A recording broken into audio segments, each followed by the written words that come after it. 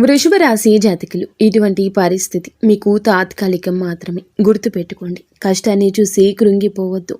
ఒక అశుభ వార్త మీకు చేరువలో ఉంది. దాని గురించి ఆలోచిస్తూ భవిష్యత్తును ప్రశ్నార్థకరంగా మార్చుకోవద్దు. చెడు కూడా మంచికి అనే సూత్రాన్ని మీరు గుర్తుంచుకోండి.